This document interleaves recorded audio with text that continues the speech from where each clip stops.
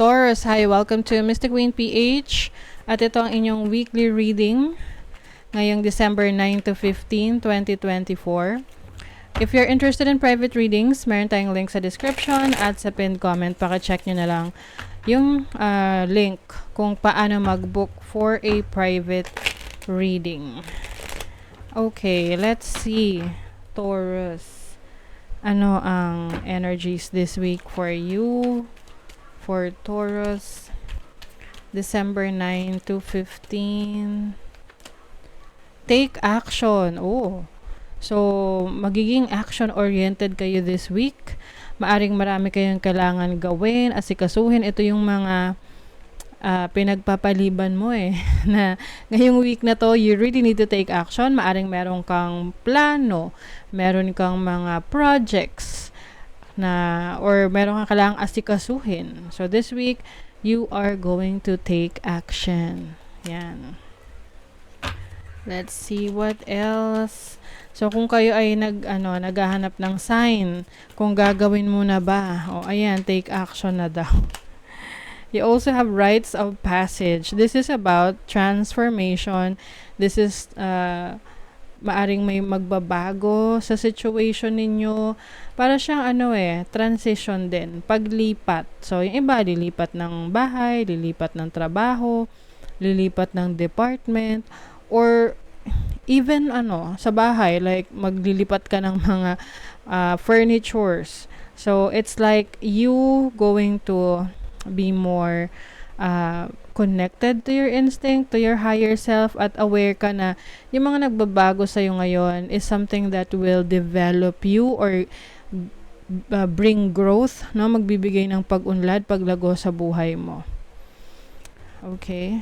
That's also your crown chakra, which is about spirituality. Nagkakaroon ka na ng understanding about your situation, Taurus, na meron ka talagang kailangang baguhin or to take action sa buhay mo. Ayan, wow naman. Abundance, the dream. So, you're going to experience abundance this week. I think, related yan dun sa bibigyan mo ng action Oo, if you are manifesting money, abundance, prosperity this week, you have to take action. Syempre, hindi lang naman yan hinihintay, diba? So, kumbaga, gawin mo yung part mo, na you are, ino-open mo yung mga opportunities for you na mag-create ng abundance, and then, wait for the universe to bring you that blessing. So, let's see what else. What is your overall energy? Ano yung overall energy ng mga Taurus this week? Wow, you have the Knight of Swords and the Six of Wands. Maaring meron ditong success. You are being admired. Merong mga tao na nagsiselebrate dahil sa iyong mga achievements. Yung iba sa inyo, kung kayo'y nagkaroon ng examination, like yung mga licensure exams, ayan, may iba sa inyo rito, nakapasa kayo, and your family or friends are really happy for you. They are celebrating your success. I also see someone here na will try to talk to you, or parang magiging open siya sa nararamdaman niya or gusto niyang sabihin sa'yo because this person admires you.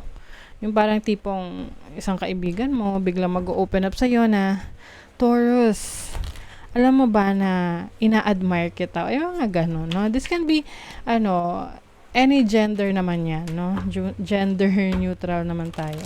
So, let's see. Your possible challenge is the Two of Wands. So, ang challenge sa inyo is yung planning. Kasi minsan, may mga bagay na ginagawa kayo na hindi nyo pinagpaplanuhan. So, sabi nga, diba, take action. But, of course, with precaution din na hindi lang parang go lang ng go or walang, ang tawag doon, wala kang preno, kailangan pinag-iisipan mo rin, pinag-aaralan mo rin yung mga steps na gagawin mo. And some of you, nakapag-start na kayo nito maaring nag-start na kayo ng business, trabaho, career, or project ninyo, or a relationship. And now, ano na yung next? Okay? So, maaring yung iba sa inyo, yan yung challenge ninyo kung paano nyo, saan nyo dadalhin yung path na ito, yung landas na tinatahak nyo. Kasi kayo yung driver niyan, 'di ba? Kayo yung driver ng inyong life. So, saan nyo dadalhin yan? Okay, let's see your opportunity. You have the Eight of Swords. O, some of you are overthinking. Overthinking a lot of things. Ngayon, may opportunity ka na kumawala dito sa limitasyon na ikaw rin yung nagbibigay sa sarili mo. Maaring naapektuhan ka or nagpapa-impluwensya ka sa mga opinion ng iba na you're not good enough or hindi mo kaya yan. Minsan kasi ganun na madali tayong maapektuhan sa opinion ng iba. And yun yung nagiging reason kaya nasa stuck tayo or hindi natin nagagawa yung gusto talaga nating gawin genuinely dahil iniisip natin yung approval ng ibang tao. Oo. So, let's see your blessing. Ano yung blessing ng mga Taurus? What's the blessing? Oh, you have the Knight of Cups. This is love. So, yung iba sa inyo sa love department, merong blessing. Maaring merong new relationship coming in. May love offer. May potential partner. If meron ka namang karelasyon ngayon at kayo nag-away, nagkaroon kayo ng problema or issue, maaring mare-resolve nyo yan this week. Yung iba sa inyo, maaring you are going to pursue an opportunity na talagang gustong-gusto mong gawin. So, finally, you are deciding which path to take at like your opportunity, alam mo na kung ano yung mga bagay na naglilimita sa'yo. Naglilimit sa'yo from exploring or from growing, improving. Let's see what else.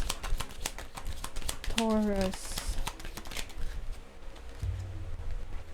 You have the Gentleman. So, ito ay this can be a person sa buhay mo.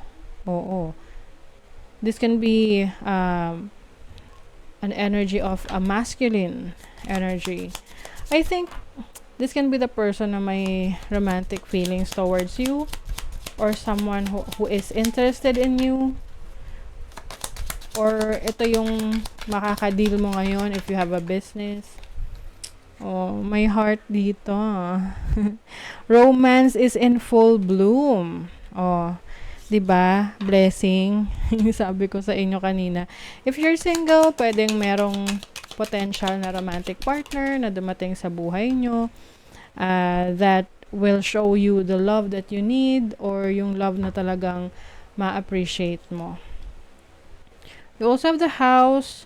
So, this is the chance for you to win. To win in life. Ayan. So, maaring yung iba sa inyo, meron kayong mga events or parties or kung anong isi-celebrate sa inyong bahay. Or yung iba, meron kayong achievement sa family na isi-celebrate ninyo. So, sa money, career, finances, your dreams are too good to achieve at the moment. So, ito yung pagiging practical. Okay? Like what I mentioned kanina, merong you are encouraged to take action para sa mga pangarap mo, sa mga goals mo, but at the same time, with precaution, no? May pag-iingat din. Kailangan nakikita mo rin kung ano yung makakabuti, ano yung hindi, kung parang timing, oo. Kung meron kang gagawing decision sa business, trabaho, sa finances mo, timing is essential. So, for your love life, may red flags. So, if some of you, kung bago pa lang kayo sa isang relationship at you are connecting with someone, pay attention to the red flags. Kasi minsan masyado tayong parang high na high. Sabihin, 'di ba alam mo yung pag in love ka, parang walang mali, lahat tama nakikita mo. So, ayun, be open rin na pay attention sa mga red flags. Okay. Take courage and the world will reward you with bounty. So, ito yung pagkakaroon ng lakas ng loob. Na i-pursue yung mga gusto mo. Kasi kung malakas ang loob mo, confident ka, i-reward ka ng universe. I-reward ka sa mga projects mo, sa mga gusto mong i-pursue dahil naniniwala ka sa sarili mong kakayanan. Okay? And it will show. So, that is your reading, Taurus. Thank you so much. Bye.